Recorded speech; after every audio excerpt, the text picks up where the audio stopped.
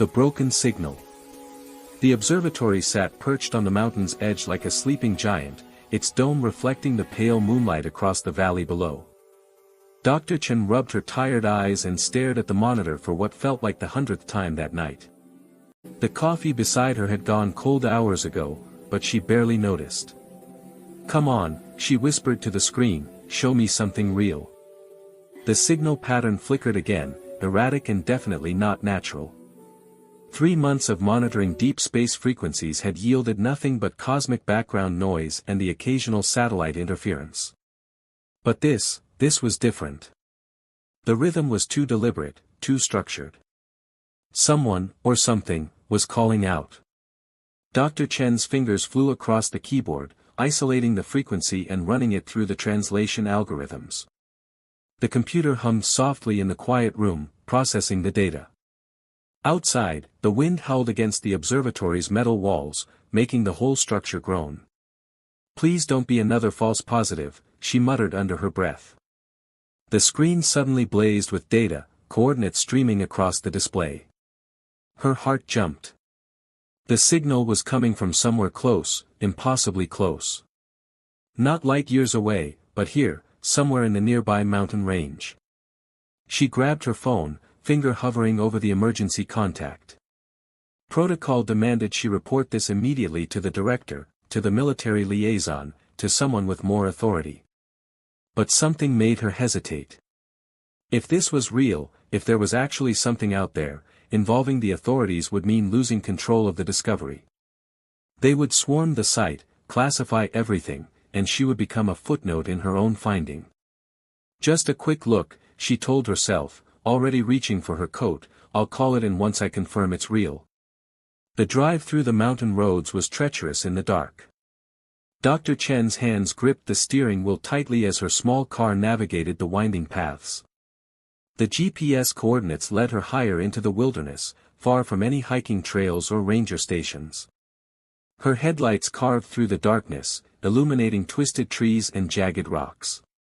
After nearly an hour, she spotted it, a faint glow between the trees, pulsing with an otherworldly light. She parked the car and grabbed her emergency kit and flashlight. The forest was eerily silent as she approached, no birds, no insects, nothing. Just the sound of her own breathing and the crunch of leaves beneath her boots. The glow grew brighter as she pushed through the undergrowth. Then she saw it, a pod, roughly the size of a small car, half buried in the earth. Its surface was smooth and reflective, like liquid mercury frozen in time. Strange symbols glowed along its side, pulsing in rhythm with the signal she had detected. "Trust in shadows." Dr. Chen circled the pod slowly, her flashlight beam dancing across its surface. The metal, if it even was metal, felt warm to the touch despite the cold mountain air. She pressed her palm against it and felt a gentle vibration, like a heartbeat. "Hello," she called out softly, feeling foolish but unable to stop herself, "is anyone in there?" A seam appeared in the pod's surface, glowing brighter. Dr. Chen stumbled backward as the opening widened with a soft hiss. Mist poured out, carrying a scent she couldn't identify, something like ozone mixed with flowers. Through the fog, she saw movement. A figure emerged, stumbling and clearly injured. Dr. Chen's breath caught in her throat. It was a woman, unmistakably humanoid but with skin that shimmered in shades of deep purple, like twilight itself had been woven into flesh. Her hair cascaded down her shoulders in waves of silver, and her eyes, when they met Dr. Chen's, were the color of amethyst. "Please," the woman gasped, her voice musical despite the pain evident in her expression, "help me." She collapsed forward, and Dr. Chen caught her instinctively. The woman was surprisingly light, her body trembling. Dark fluid, definitely not human blood, seeped from a wound on her side. Okay, I've got you," Dr. Chen said, her scientific mind racing even as her heart pounded, "we need to get you somewhere safe." Getting the injured woman back to the car proved challenging. She drifted in and out of consciousness, murmuring words in a language Dr. Chen didn't recognize. By the time they reached the vehicle, dawn was beginning to break over the mountains. Dr. Chen made a split-second decision. Not the hospital, they would ask too many questions. Her apartment, it was risky, but it was the only place she could keep this secret. The drive back felt endless. Every passing car made Dr. Chen's stomach clench with anxiety. What was she doing? This was beyond protocol violation, this could end her career, possibly land her in prison. But looking at the mysterious woman beside her, unconscious and vulnerable, she knew she couldn't turn back. Her apartment building was quiet in the early morning. Dr. Chen half carried, half dragged her unexpected guest through the lobby, grateful that old Mrs. Cooper on the first floor was nearly deaf. Inside her small apartment, she laid the woman on her bed and immediately began assessing the injuries. The wound on her side was deep but had stopped bleeding. Dr. Chen cleaned it carefully with antiseptic, noting how the woman's skin seemed to shimmer and shift color slightly under the light. Her breathing was shallow but steady. Dr. Chen found herself mesmerized by the rise and fall of her chest, the way her features were both familiar and utterly alien. "What's your name?" Dr. Chen whispered, brushing a strand of silver hair from the woman's face. The purple-skinned woman's eyes fluttered open, focusing on Dr. Chen with surprising clarity. "Aya," she said softly, her hand reaching up to grasp Dr. Chen's wrist with surprising strength, "My name is Aya, and I am running out of time." "Time for what?" "To warn you," Aya's grip tightened, her amethyst eyes intense, "all of you, something is coming, something that will change everything." Before Dr. Chen could ask more, Aya's eyes closed again, her hand falling away. Dr. Chen sat back, her mind spinning with questions. Outside her window, the city was waking up, completely unaware that everything might be about to change. The hunter arrives. 3 days passed in a strange rhythm of secrecy and discovery. Dr. Chen called in sick to the observatory, something she had never done in 5 years of service. She spent her time researching, observing, and most unexpectedly, caring for Aya with a tenderness that surprised her. Aya's recovery was remarkable. The wound that should have taken weeks to heal was already closing, the purple skin knitting itself together with an almost visible shimmer. Dr. Chen watched in fascination as Aya moved around the small apartment, touching everything with curious fingers, learning about Earth through the mundane objects of daily life. "This is called a coffee maker," Dr. Chen explained, demonstrating the machine. "It brews a hot beverage that humans drink to stay awake." Aya tilted her head, her silver hair catching the afternoon light streaming through the window. "Your people need chemical assistance to maintain consciousness." "When we work too hard, yes," Dr. Chen smiled, "which I've been doing a lot lately." Their eyes met, and something unspoken passed between them. Aya stepped closer, close enough that Dr. Chen could see the intricate patterns in her purple skin, like constellations mapped across her body. "You saved my life," Aya said quietly, "on my world, that creates a bond, a debt of spirit. You don't owe me anything." "It is not about owing," Aya's hand reached up, her fingers hovering near Dr. Chen's cheek but not quite touching, "it is about connection." The moment was shattered by a sharp knock at the door. Both women froze.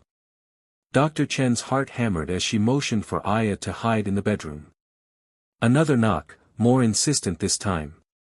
"Dr. Chen," a commanding voice called through the door, "this is Commander Rena from the Military Aerospace Division, I need to speak with you." Dr. Chen's blood ran cold.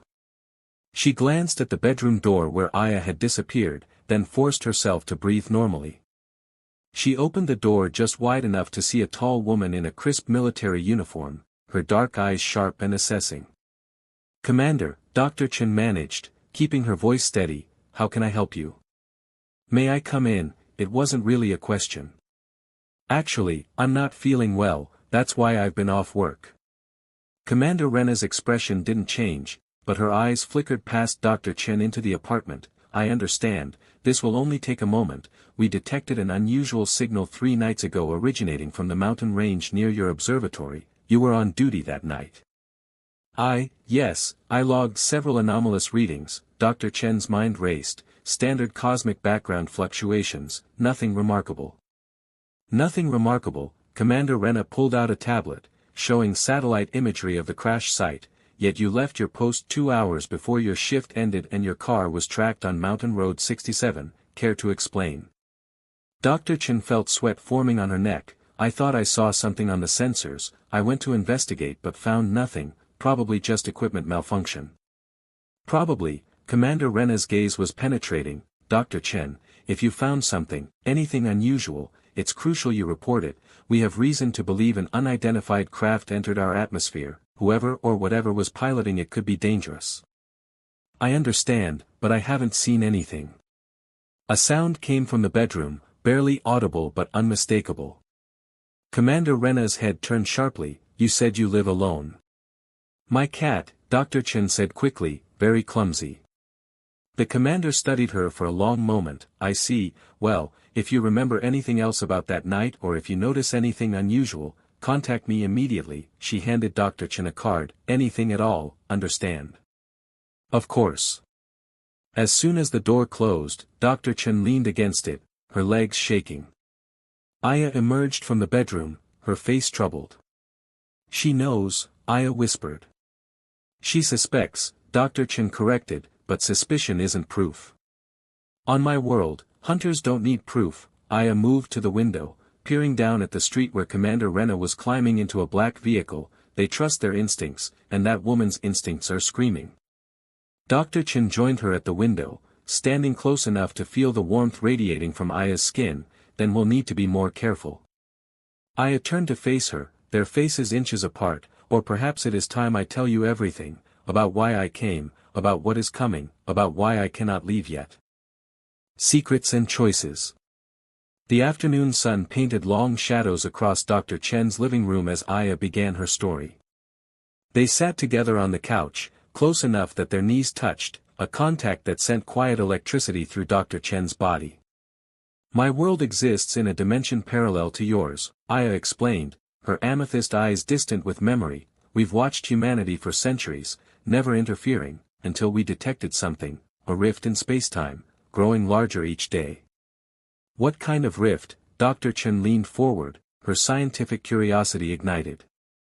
The kind that could swallow both our worlds. Aya's voice dropped to barely a whisper. I was sent as a messenger, carrying data that could help your scientists prevent the catastrophe, but my ship was damaged during the crossing. The information is encoded in my neural pathways. I need specific equipment to extract and transfer it.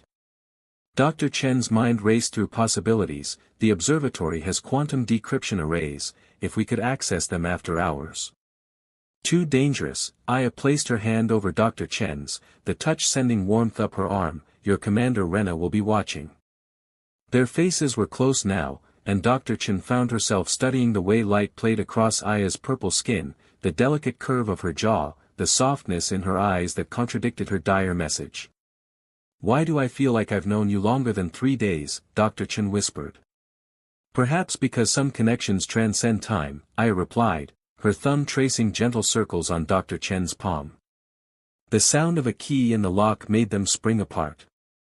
The door opened and Alex, Dr. Chen's colleague and closest friend, walked in holding a bag of groceries. Sarah Chen, you better be actually sick because I covered your shift twice and, Alex stopped mid-sentence, staring at Aya. Who is this? Alex, I can explain. Is she why you've been avoiding everyone? Alex's eyes were wide, taking in Aya's unusual appearance, the purple skin, the silver hair. Sarah, what is going on? Aya stood gracefully, offering a slight bow. I am Aya, a friend of Sarah's. I apologize for the intrusion. Alex looked between them, confusion shifting to concern. Sarah, we need to talk, alone. In the kitchen, Alex gripped Dr. Chen's shoulders. Please tell me you haven't done something crazy. That woman, she's not human, is she? Alex, listen. No, you listen. Alex's voice was urgent but caring. Commander Rena came to the observatory today asking questions about you, about unusual activity, if you're involved in something. I'm trying to save lives, Dr. Chen interrupted. I know how that sounds, but you have to trust me. Alex studied her friend's face, seeing something there he'd never seen before, a fierce determination mixed with something softer. You care about her, don't you? Dr. Chen's silence was answer enough. This is insane. Alex ran his hands through his hair. but I've known you for years, you're the most rational person I know, so if you're doing this, there must be a reason. There is, I promise. Back in the living room, Aya stood by the window, her posture tense. Dr. Chen could see the weight of her mission pressing down on those delicate shoulders. We need help, Dr. Chen said to both of them. Aya has information that could prevent a catastrophe, but we need equipment and access. The kind of access that could get us all arrested, Alex added. Yes. Alex was quiet for a moment, then sighed, okay, I must be crazy too, but I'm in, what do you need? The dawn decision. The plan came together over the next 2 hours. Alex would create a false maintenance alert at the observatory, giving them a window to use the quantum arrays. But as evening fell, an unexpected visitor changed everything. Commander Rena returned, this time without pretense. She walked into the apartment with 2 officers, her expression unreadable. Dr. Chen, step away from the alien. Dr. Chen moved instinctively in front of Aya. Commander, please, she's not a threat. That's not for you to decide. Rena's hand rested on her weapon. We've been tracking extraterrestrial activity for months, this is a matter of planetary security. Then listen to her, Dr. Chen pleaded, she has information about a threat to Earth. Rena's eyes narrowed, explain. Aya stepped forward, her dignity evident despite the danger. Commander, I understand your caution, my people have been monitoring a spatial anomaly that threatens both our worlds. I came to share data that could prevent disaster, not to cause one. Why should I believe you? Because, Aya gestured to Dr. Chen, your people are capable of extraordinary compassion, this woman risked everything to help a stranger, if humans can do that, surely we can work together. Rena was silent, her analytical mind processing. Finally, she lowered her weapon, show me this data. The next hours were a blur of activity. At the observatory, with Commander Rena's authorization, they accessed the quantum arrays. Aya connected to the system through a neural interface, her body glowing softly as terabytes of information transferred. Dr. Chen stood beside her, monitoring her vital signs, unable to look away from the serene expression on Aya's face. When the transfer completed, Aya collapsed into her arms. It's done, Aya whispered, her strength fading, now your scientists can act. What happens to you now? Dr. Chen held her close, not caring who saw.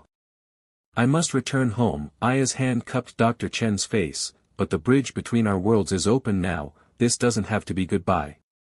Commander Rena cleared her throat, the data checks out, it's real and it's urgent. Dr. Chen, you may have just saved millions of lives by making the choice you did. I didn't do it alone.